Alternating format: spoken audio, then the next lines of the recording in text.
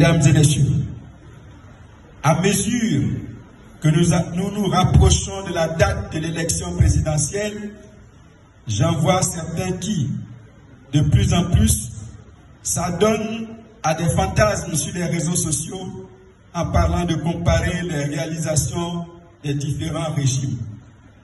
Faut-il en rire ou faut-il en pleurer? Je ne sais pas.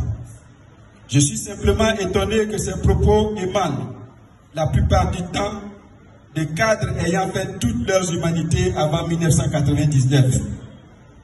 Allez-y demander à ceux-là de se regarder dans un miroir et de reconnaître qu'ils sont le premier bilan du PDCI-RDA. En effet, étant diplômés avant 1999, ils sont le fruit de la politique de l'éducation nationale du PDCI-RDA qui avait fait du capital humain la première richesse avant le binôme café-cacao. Ils avaient, à ce titre, bénéficié de l'école gratuite, de la vie dans les internats, des bourses scolaires et universitaires et des stages quelquefois à l'étranger. Qu'ils ne disent pas merci au PDCI-RDA, c'est leur problème.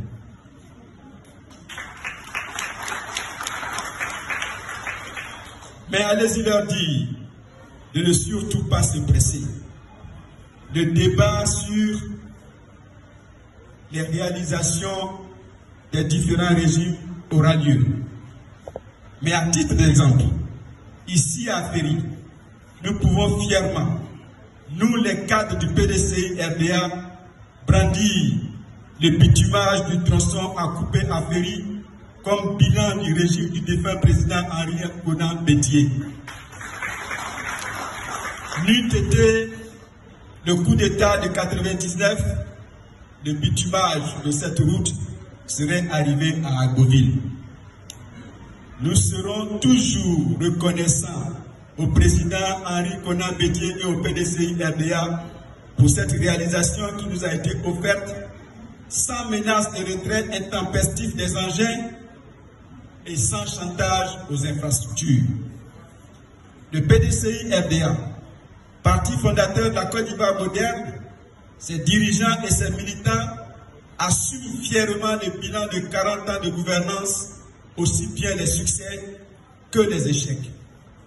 Allez-y leur dire que le PDCI-RDA aujourd'hui, comme hier, a un projet de société et un programme de gouvernement pour, entre autres, mettre les jeunes au travail de façon décente, améliorer les conditions des femmes et des enfants sans les envoyer dormir sous les ponts ou les livrer aux intempéries après avoir détruit leur maison.